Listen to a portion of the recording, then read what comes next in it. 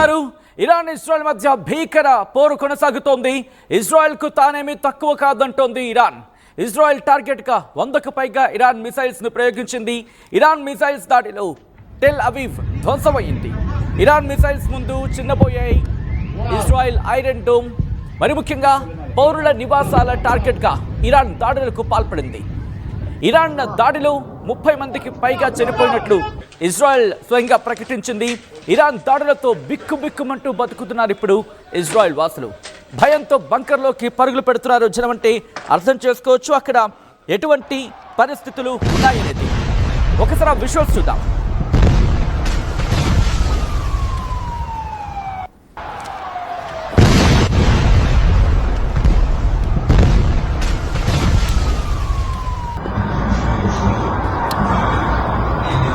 Himalaya.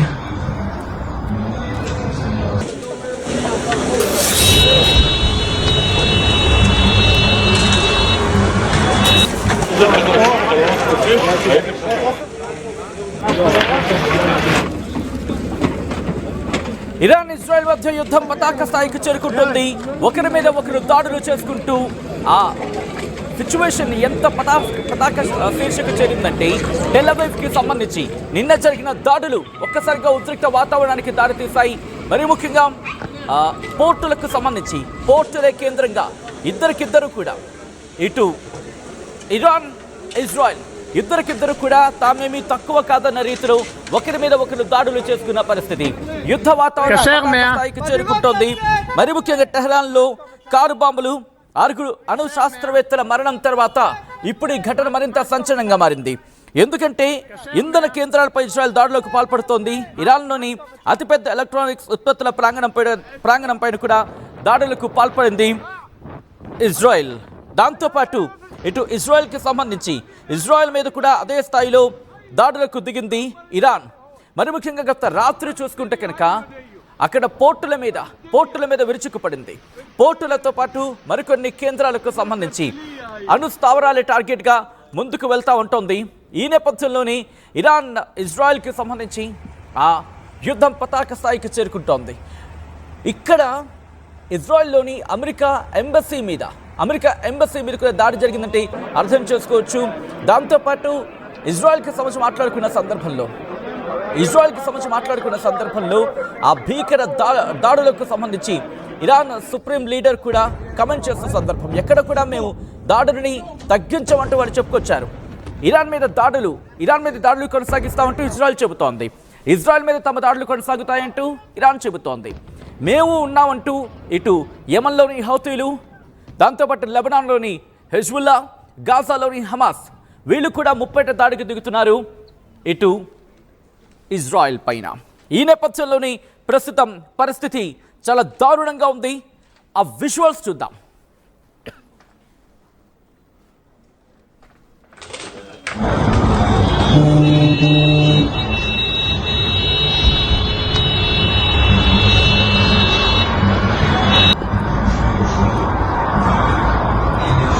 Himalaya.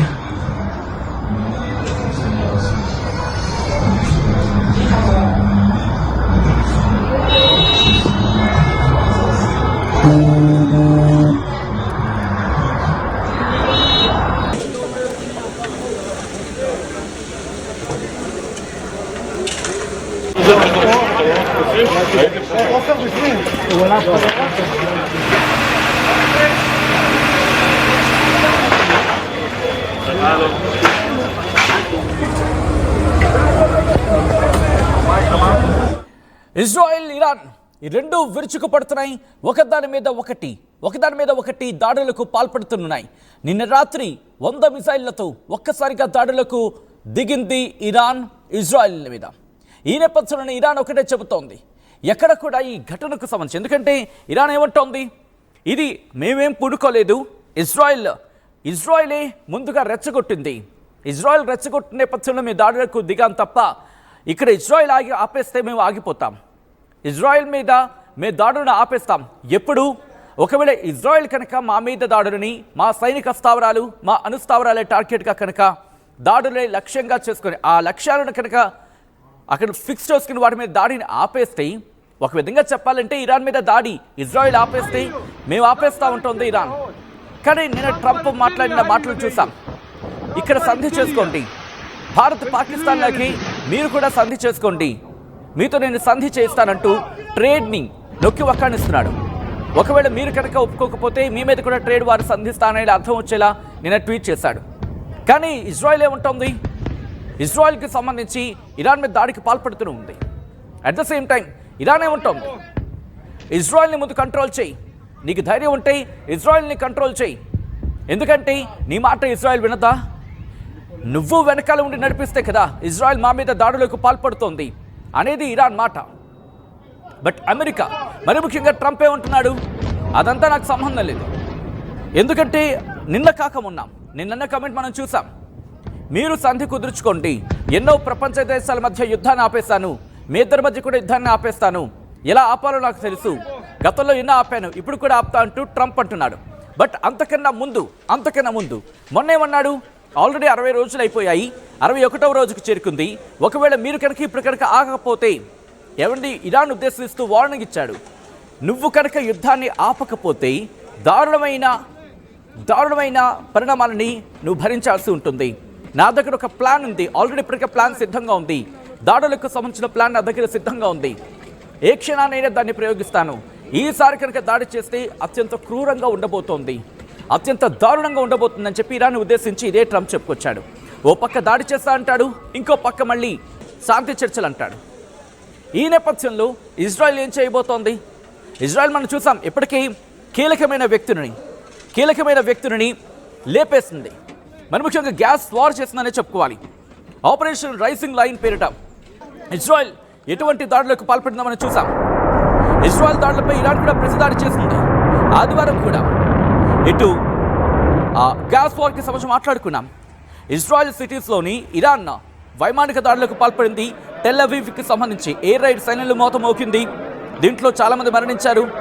Haifa నగరంలోని అక్కడ చమురు శుద్ధి కర్మాగారం ఉంటుంది, అది దెబ్బతింది. హైఫా నగరంలోని చమురు శుద్ధి కర్మాగారం, ఎందుకంటే రిమెంబర్ ఇరాన్ మీద ఇజ్రాయెల్ గ్యాస్ స్టేషన్స్ మీద దాడి చేస్తుంది, నేను మీకు గుర్తుంది కదా. సో నిన్న కౌంటర్గా ఇరాన్ కూడా ఇజ్రాయెల్లోని గ్యాస్ స్టేషన్స్ కావచ్చు, లేకపోతే గ్యాస్ ఫెసిలిటీస్ కావచ్చు, లేకపోతే ఫ్యూయల్ ఫెసిలిటీస్, మరి ముఖ్యంగా న్యూక్లియర్ ఫెసిలిటీస్ గురించి మాట్లాడుకునే సందర్భంలో అవన్నీ పక్కన పెడితే ఈ గ్యాస్ వార్కి సంబంధించి మాట్లాడుకునే సందర్భం ఎక్కడేం చేస్తుందంటే హైఫా నగరంలోని చమురు శుద్ధి కర్మాగారం మీద దాడి చేస్తుంది. ఈ దాడి ఫలితంగా చమురు శుద్ధి కర్మాగారం, దానికి సంబంధించిన పైప్ లైన్లు, ట్రాన్స్మిషన్ లైన్స్ అన్నీ కూడా పూర్తిగా ధ్వంసం అయిపోయాయి.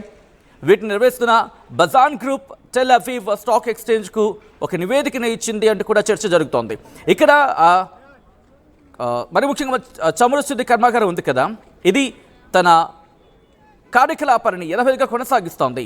అయితే దానికి కనెక్టివిటీలో ఉన్న విభాగాలు ఉంటాయి కదా, అవి ప్రస్తుతం మూతపడ్డాయి అంటూ చర్చ జరుగుతోంది. ఈ ఘటనలోని ఇజ్రాయెల్ ఫైటర్ జెట్ విమానాలకు ఫ్యూయల్ని అందించే కేంద్రాలపై ఇరాన్ మిజైల్స్తో దాడి చేస్తుంది అంటూ కూడా ఇటు పారామిలిటరీ రెవల్యూషనరీ గార్డ్స్ చెప్పుకొచ్చింది ఇరాన్కి సంబంధించి. సో ఇలా అనేకమైన దాడులు, ప్రతి దాడులతో ఇజ్రాయెల్ ఇరాన్ మధ్య బాంబుల మోత మోగుతోంది. ఒకసారి ఎటువంటి దాడులు జరుగుతున్నాయో చూద్దాం.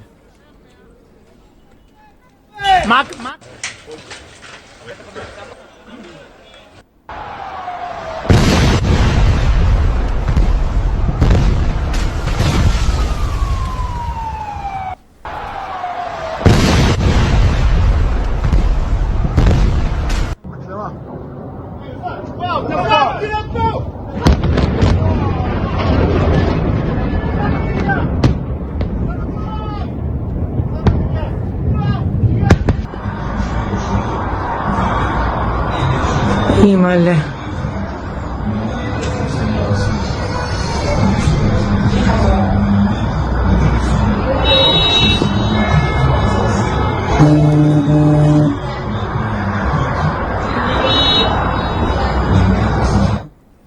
మా జోలికొస్తే నీ తాట తీస్తా అంటోంది ఇరాన్. ఎవరికి? ఇజ్రాయెల్కి.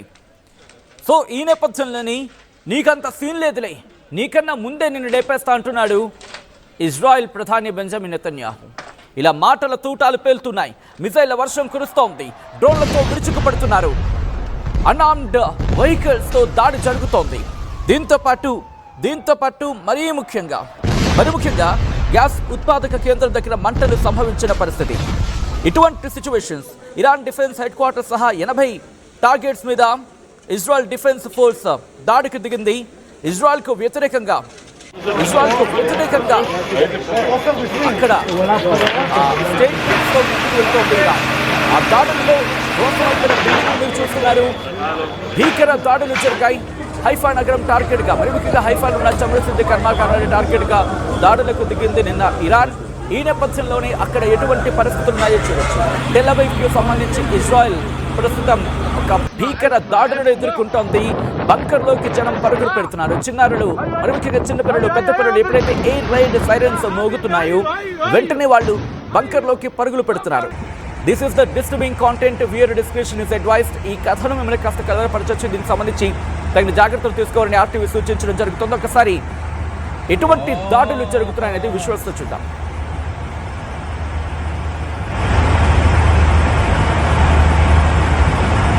صاروا بالغلاف الجوي مش بس هيك ليك البوستر تبعه.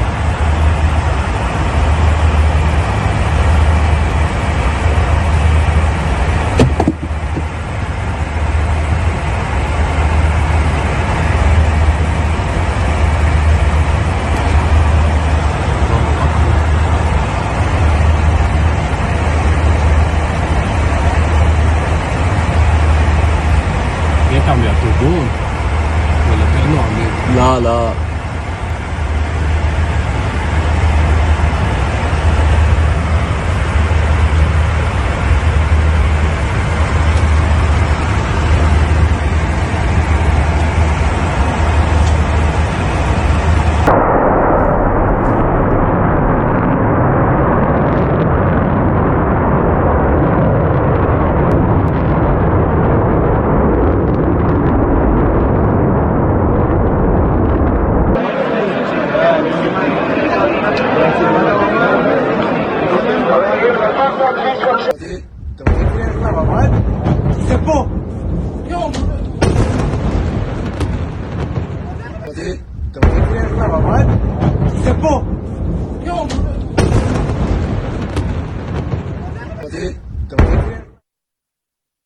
900 plus companies, 7.89 lakhs per annum average CTC, 100% placements.